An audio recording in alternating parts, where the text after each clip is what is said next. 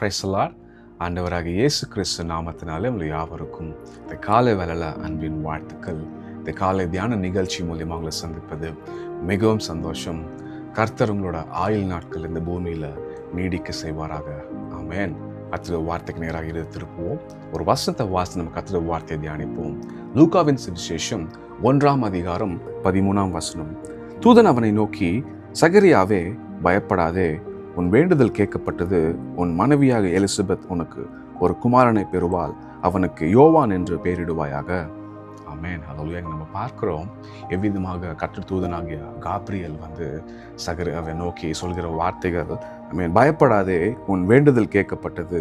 உன் மனைவியாக எலிசபெத் உனக்கு ஒரு குமாரனை பெறுவாள். ஆமென். தேவஜனமே, இந்த ஆச்சரியமான காரியம் என்னன்னா, பழைய ஏற்பாடுல கடைசியாக தூதனால் சந்திக்கப்பட்ட ஒரு மனுஷனோட பேர்னு பார்த்தோன்னா அது சகரியா தீர்க்கதரிசி தான்.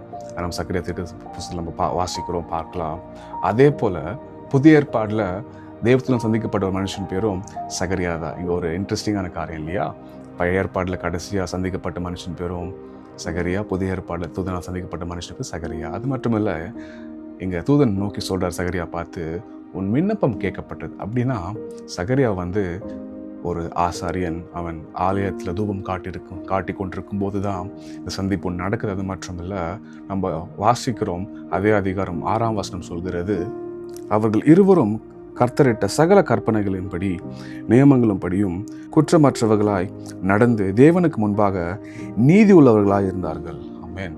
இவ்விதமாக சாட்சியாக வாழ்ந்து கொண்டிருந்த தேவ மனுஷர்கள் தான் சகரியாவும் எலிசபெத்தும்.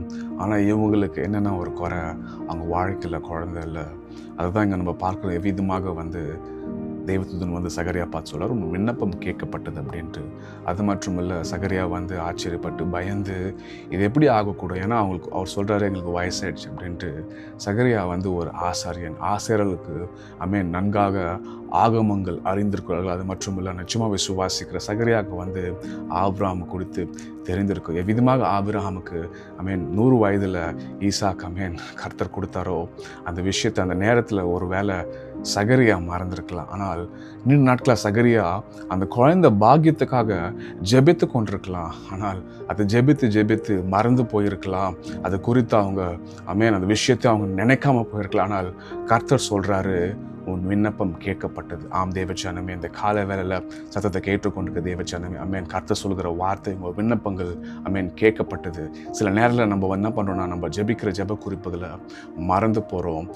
காலங்கள் மாறி போகுது, சூழ்நிலை மாறி போகுது. சில நேரத்தில் நம்ம ஜெபிக்கிற மனிதர்களும் மாறாமல் இருக்கிறாங்க. ஆனால் கர்த்தர் சொல்லுகிறார், அவர் ஏற்ற நேரத்தில் ஏற்ற காலத்தில் எல்லாம் செய்ய அவர் வல்லவர். ஏன்னா கர்த்தரோட நேரங்கள் ஒருபோதும் காலம் தாமதம் ஆகாது. ஏன்னா கர்த்தருக்கு சித்தத்துக்கு ஏதுவாக ஜெபிக்கிற தேவ பிள்ளைகளோட வாழ்க்கையில் கர்த்தர் நேர்த்தியா செம்மையா அதன் காலத்தில் நிச்சயமாக செய்து முடிப்பார். அது மட்டும் இல்லை, சில வேலைகள் நம்ம எடுத்து வைத்த ஜெப குறிப்புகளை வேதத்தில் வச்சிருப்போம். சில நேரத்தில் அந்த வேத பகுதியில் கடைசியில் பேப்பரில் எழுதி வச்சிருப்போம். அந்த ஜெப குறிப்புக்கு நம்ம மறந்துருப்போம், அதை ஜெபிக்க மறந்துருப்போம். ஆனால் கர்த்தர் சொல்லுகிறார், விண்ணப்பம் கேட்கப்பட்டு. நம்ம எதுக்காக ஜெபித்து கொண்டிருக்கிறோமோ, ஒரு வேளை நீங்கள் ஜெபித்து கொண்டிருக்கலாம். எவ்விதமாக எலிசபெத் ஜெபித்து கொண்டிருந்தாங்களோ, சகரியா ஜெபித்து கொண்டு குழந்தைக்காக, அதே போல் நீங்கள் ஜெபிக்கிறத விடாதீங்க, இடைவிடாமல் ஜெபித்து கொண்டே இருங்க. அதே போல் ஒரு வேளை குடும்பத்தில் யாராவது ரட்சிப்புக்காக ஜெபித்து கொண்டிருக்கலாம், ஒரு வேளை நண்பர்கள் ரட்சிப்புக்காக ஜெபித்து கொண்டிருக்கலாம், ஒரு சூழ்நிலை மாறுவதற்காக நம்ம ஜெபித்து கொண்டிருக்கலாம். நீண்ட நாட்களாக பல வருஷமாக நம்ம ஜெபித்து பதில் வரல. அந்த ஜெப குறிப்பை நம்ம மறந்துருப்போம். ஒரு வேளை நீங்கள் எழுதி வச்சு அந்த ஜெப குறிப்பு உங்களோட வேதத்தில் கடைசி பகுதியில் இல்லை வேதத்தில் எங்கேயாவது ஒளிந்து கொண்டிருக்கலாம். மறுபடியும் அதை எடுத்து வாசித்து ஜெபிங்க தேவஜனமே. நிச்சயமான இயேசு நாமத்தை சொல்கிறேன், எவ்விதமாக சகரியாவோட ஜெபம் கேட்கப்பட்டதோ கேட்கப்படலை. சில நேரங்களில் நம்மளோட ஜெபங்களுக்கு தாமதம் ஆகுதுன்னா, கர்த்தர் மகத்துவமான பெரிய காரியங்கள் செய்ய போகிற நம்ம அறிந்து கொள்ளணும், தெரிந்து கொள்ளணும். ஏன் தாமதம் ஆகுதுன்னா, அவர் பெரிய காரியங்கள் செய்ய போகிறார். நம்ம அறிந்திருக்கிறோம் எவ்விதமாக சகரியா எலிசபெத்துக்கு யோவான் ஸ்நானகன் பிறந்தாரோ, தீர்க்கதரிசியாக பரிசுத்தமாக வாழ்ந்த யோவான் ஸ்நானகர், மேசியாக்கு வழி செய்கிற யோவான் ஸ்நானகர், அவங்க குடும்பத்தில் இருந்தாம், எலிசபெத் வயிற்றில் இருந்ததாம் அந்த பிள்ளை யோவான் வந்தபடியோ, அதே போல் உங்கள் ஜபங்கள் தாமதிக்குதுன்னா, நிச்சயமா நான் இயேசு நாமத்தை சொல்கிறேன், கர்த்தர் பெரிய காரியங்கள் செய்ய போகிறார்.